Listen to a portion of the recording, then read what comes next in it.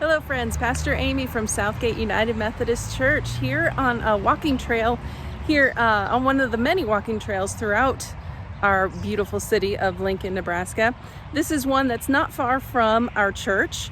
Actually, it was along this trail behind me that about 6 weeks ago, many of us volunteered to help with a water station for the Lincoln Marathon. But I'm just on a short little walking journey here. I've got Highway 2 just over there, over my shoulder there. Lots of folks going by on their own journeys. And we've been on a journey together as a church over the past few weeks, exploring important questions. We've talked about where are you from? Where does it hurt? And what do you need? And now for the fourth week of this series, the important question is, where do we go from here? Where do we go from here? What's our journey? It's one of the more challenging questions because it involves an embrace of adventure, an invitation to go on a journey, an invitation to creativity. You know, the answers aren't readily available when we ask this question, where do we go from here? But I love it because it opens new possibilities. We're not closing a conversation just because we think we know everything about each other, but we're inviting further conversation and inviting an opportunity to dream big and to make exciting plans. This Sunday, we're exploring a couple of different stories as we engage this question. One of them is the story of Ruth. The book of the Bible is called Ruth, but it's also about Ruth's mother-in-law, Naomi. And they're brought together by marriage. Ruth marries Naomi's son, but through tragic circumstances, all of the men in the family die.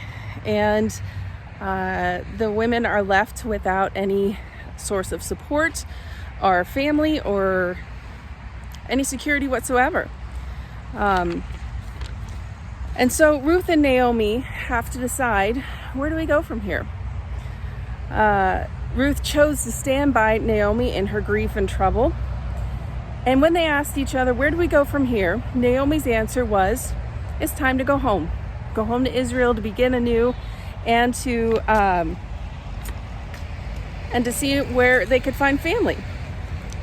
Ruth went with her and their lives were forever changed and they found a new future together and a new joy. You know, church, let's consider all that we've learned about each other in these past weeks.